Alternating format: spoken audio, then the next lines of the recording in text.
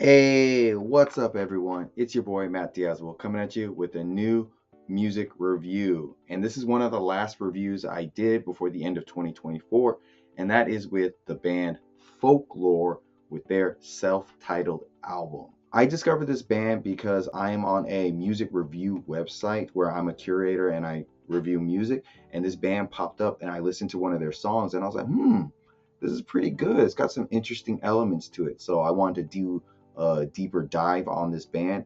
There's not much about the band. They have some albums up on Spotify and a YouTube channel, but there's not too much in terms of like social media, Instagram, and other accounts. So it's kind of hard to find stuff about this band. But I was really impressed that there are some really good moments of brilliance within this record and this band, even though there are some inconsistencies in production, some clunkiness. It's a pretty interesting band to check out if you're into dark, doomy, sludgy kind of like metal. Despite its really DIY production and unevenness, the opening track Never Go Back has some good potential moments in it with its deep and very resonating guitar and bass work here. It has a very dark and eerie feel to it. And then you get some really deep and guttural death metal like growls that are very low in the mix, but they add a lot of depth to the song. And then they get some later in the song, you get some clean vocals that have like a ghostly feel to it that really build on that atmosphere. I will say the bass at times is a little overwhelming and can kind of drown out some things, but it's pretty impressive that this song is as nuanced as it is, and it has a really good flow to it. That it runs for 9 minutes, but it feels like not that long. It just feels really condensed in a good way and flows nicely. So here's a clip of Never Go Back.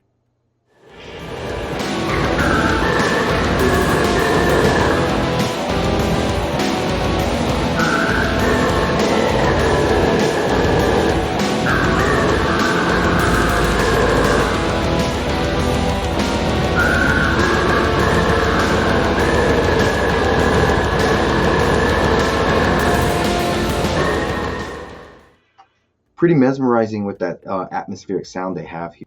The next Clockwork Kings kind of stumbles a little bit in terms of the production because a lot of the instruments seem really low in the mix. But when you do hear some of the instruments, like the bass, it has a really funky bass line to it. And then you get some really mystical and mysterious solo sections with the guitars that help redeem the song, even though at times they can be a bit clunky. But when you strip everything down, it has a really good mesmerizing feel to it, even if it lacks some consistency. The next song, Persona non grata, really shines with its density and overall haunting riffs and groovy bass lines.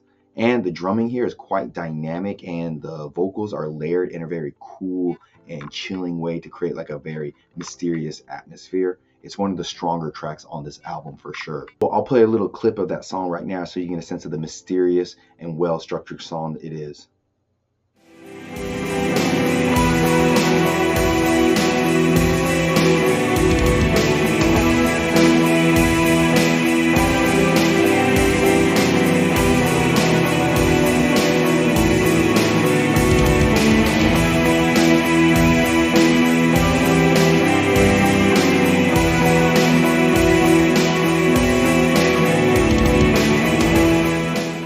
It has a really, really mysterious atmosphere to it. Then the next song is The Promised Path, which is it probably is the most jankiest and most inconsistent song on the album because it struggles with its messy bass lines and drum play. I don't know what it was, but there's a huge dip in quality in the overall sound with this song. And I don't know what happened here, but it's not the strongest song on the album. The last song here, Lost in Random, is 20 minutes long, 1/3 of the whole runtime of this album, but it flows really well with its very vibrant riffs and dynamic drums. The mix of haunting clean vocals and gutturals create a really captivating texture and sound and just overall atmosphere. Though the later half of the song kind of suffers with some clunky bass lines and some unnecessary guitar solos. It's an ambient like night. It's an ambient closing song that just builds upon itself in a nice way. So I'm gonna play a small clip of this song for you.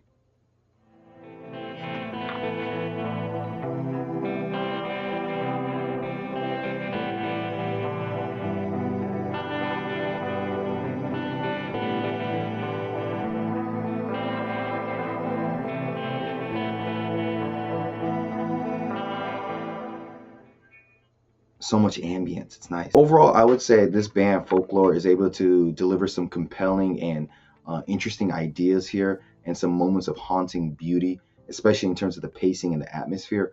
However, clunky production and some inconsistency with the transitions of the instruments kind of holds this album back a bit to like not reach its full potential. So I would give it a nice and solid 7 out of 10.